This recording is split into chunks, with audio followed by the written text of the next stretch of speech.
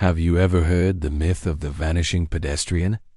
Picture this, a gaslit, cobblestone street in Whitechapel, London, 1888. A figure steps off the curb and simply disappears, not abducted by aliens or swallowed by a sinkhole. They've been consumed by the infamous pea-souper fog. Now, while people didn't literally evaporate, the reality was almost as terrifying. Historical accounts from the late 19th century describe fogs so thick you couldn't see your own hand held right in front of your face. This vanishing was a visual trick, but a deadly one. You could be standing just a few feet from a friend and have no idea where they were. The air became a solid, opaque wall. This wasn't just disorienting, it was fatal. In 1873, reports describe pedestrians walking blindly off dock edges straight into the River Thames, vanishing into the murky water, never to be seen again. The fog was also a criminal's best friend. A street thief could attack a victim and melt back into the gray wall before anyone even knew what happened. In this case, it wasn't the victim who vanished, but the attacker. So where did this legendary fog come from? Londoners called it a pea-souper because of its distinctive, sickly yellowish-green color.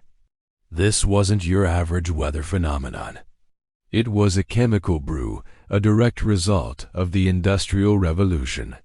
This was a reducing smog, completely different from the smog we see in cities like Los Angeles today, which is caused by traffic exhaust reacting with sunlight.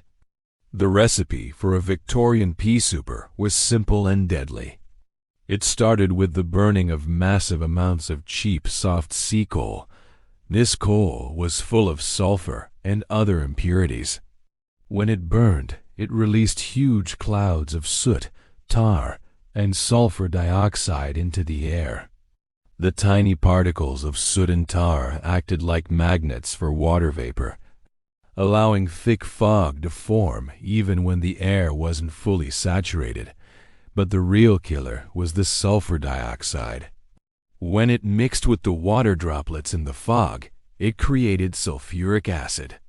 That's right, battery acid.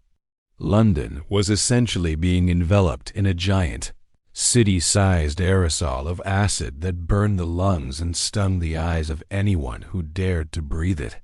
But what made it so concentrated?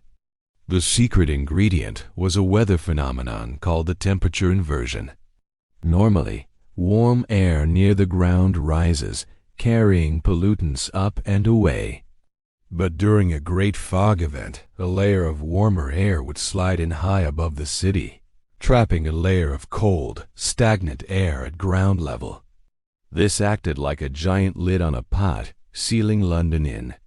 With nowhere to go, the smoke and chemicals from millions of household chimneys and factory smokestacks would just build up, and up, and up, until the air itself became toxic. The real-life horrors that unfolded in these fogs sound like something from a nightmare. It wasn't just people who suffered. During some of the worst smog events, prize cattle brought to London for the famous Smithfield Club show literally choked to death in their stalls.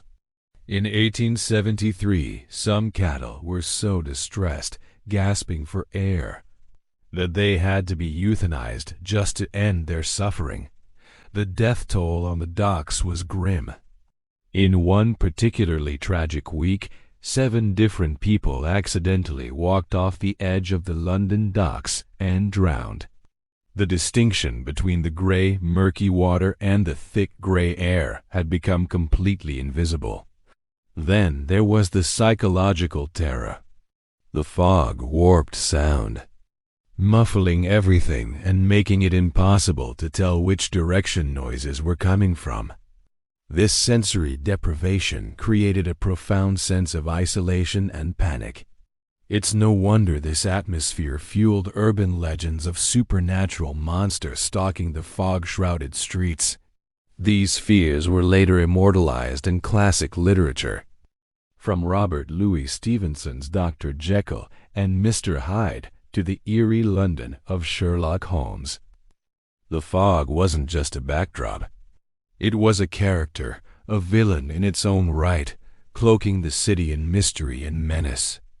The era of the pea-souper reached its horrifying climax in December of 1952.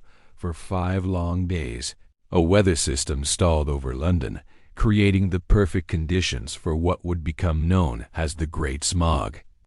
A massive temperature inversion trapped the city's pollution, and the fog that descended was unlike anything seen before. Visibility dropped to near zero. Buses were abandoned in the middle of the street.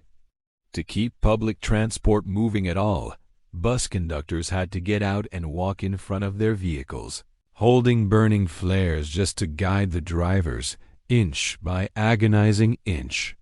The human cost was catastrophic. At first, the government downplayed the disaster, estimating around 4,000 deaths. But modern research tells a much grimmer story. The true death toll is now estimated to be closer to 12,000 people. Hospitals were overwhelmed. Undertakers completely ran out of coffins, and florists ran out of flowers for the endless funerals. It was the single worst environmental disaster in the United Kingdom's history. The sheer scale of the death and devastation from the Great Smog finally shattered the romanticized image of the London fog people could no longer ignore, a problem that was literally choking them to death. This tragedy became a turning point, leading directly to the passage of the Clean Air Act of 1956. This landmark legislation banned the burning of dirty black coal in designated smoke control areas, forcing a massive citywide switch to cleaner, smokeless fuels and electricity. The age of the pea-souper was finally coming to an end. Today, the London fog lives on as a powerful literary device. Think of the opening pages of Charles Dickens' Bleak House, where the fog is everywhere, seeping into every corner of the city, symbolizing the corruption of the legal system. It represents mystery, concealment, and a kind of Gothic beauty. But this romanticism hides the grim reality. The fog was a man-made killer, a weapon of mass destruction that Londoners had inflicted upon themselves. So what can we learn from this today, looking forward from our modern perspective?